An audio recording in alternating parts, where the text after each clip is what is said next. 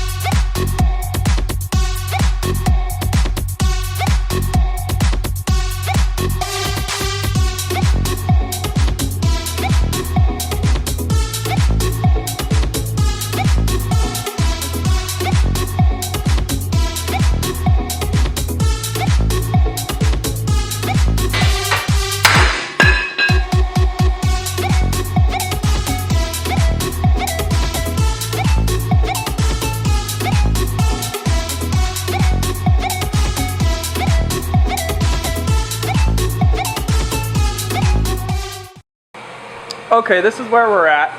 We got our shock tower kind of in here at the right height we need it, and we got our inner piece all trimmed down to our height here.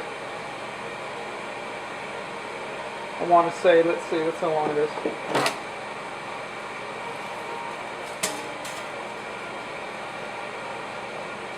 We're at about 15 inches. Snap on. So we just gotta trim down the main Cobra hood here.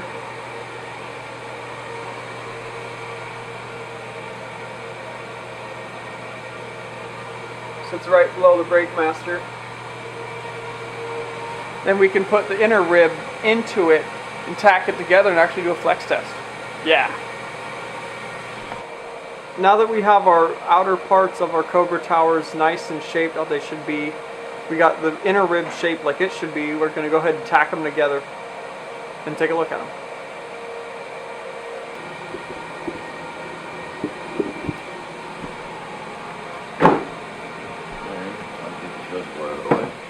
It looks so cool, dude. You can see it graphing right there.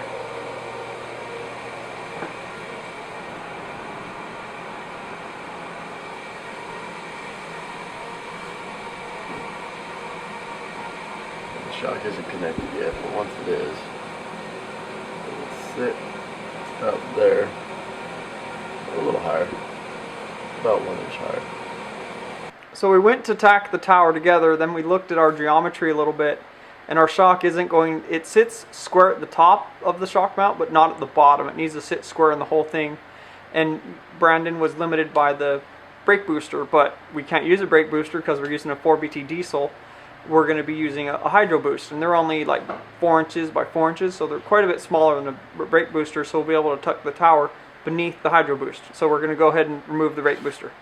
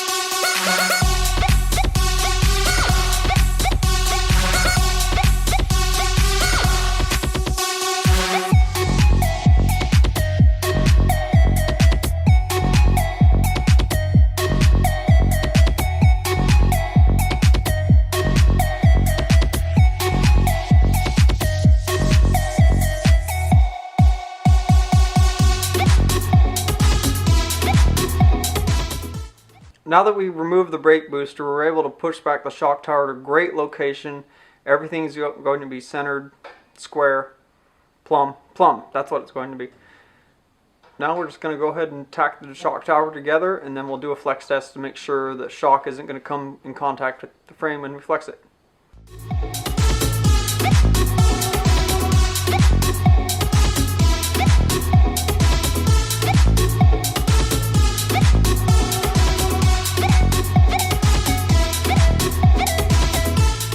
Just barely hanging there.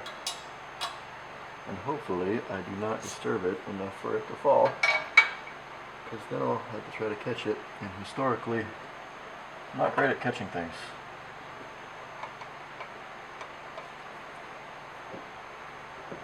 Oh god, including myself, which is also about to fall, apparently.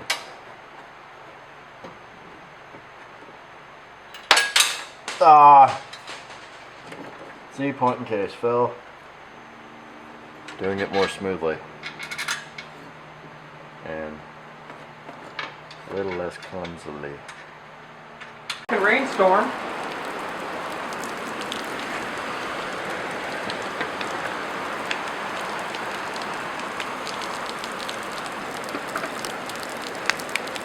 Oh, mine's not working.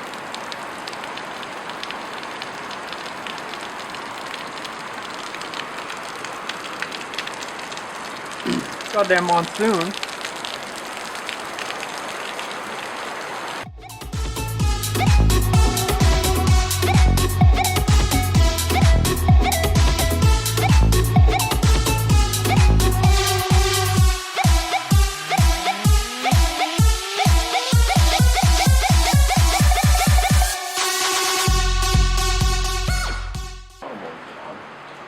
Flexed it out.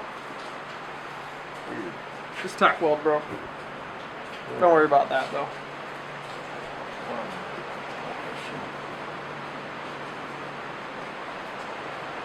It's the shock tower. Super tight. Open water. Super clean.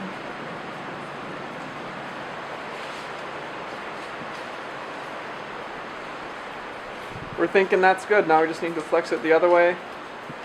Fix that tack weld real quick. Add a couple more. Flex it the other way. And then if that's where we want the shock tower, that's where we'll leave it until we do power steering box, and then we'll strip it all off, use 1/4 inch plate the whole frame, then we'll fully weld this all on.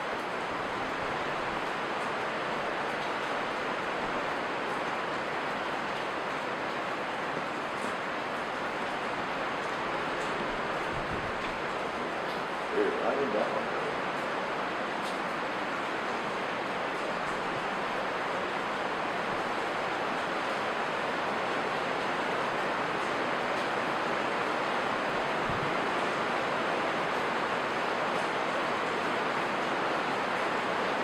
Alright, so this is what we're looking at here. The tack weld right there popped. I don't really know why, because I mean, it's like, I don't know, this doesn't make a lot of sense. That area is kind of flimsy compared to the rest of it, and freaked my junk when we were airing this up. But look at that shock tower. Well, would you just look at it?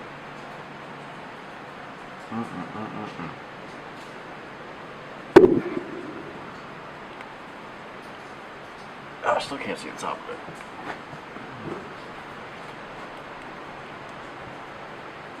And apparently I'm not going to.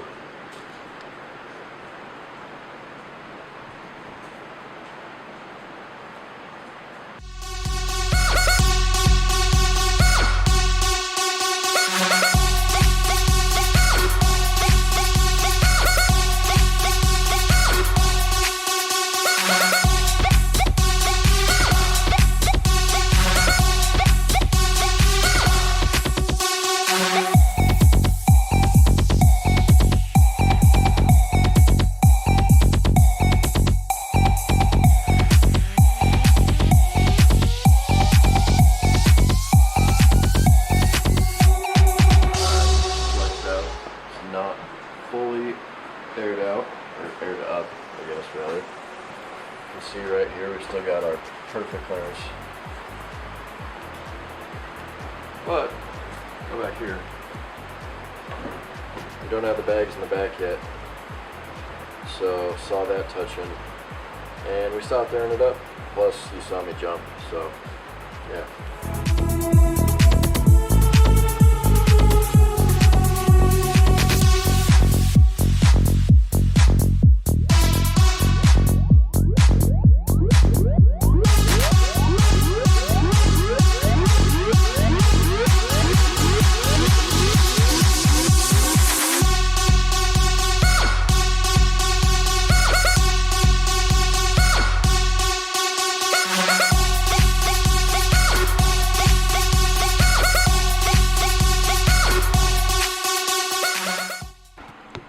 Now that we got our other shock tower mounted, got them both on in just one day, no big deal or anything.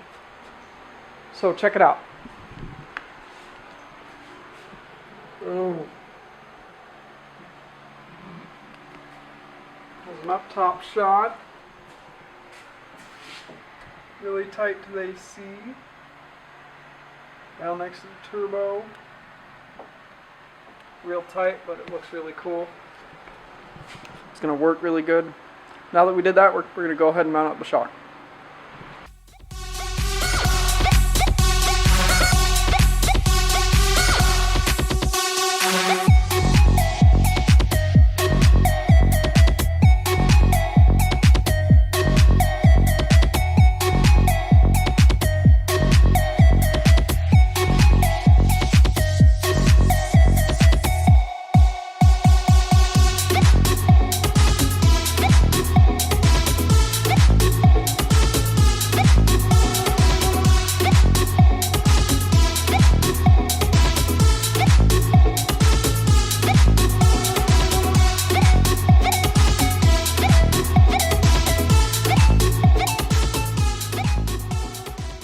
That's how far we got today, bros. We ran out of time. We got the driver's side all mounted up and put together.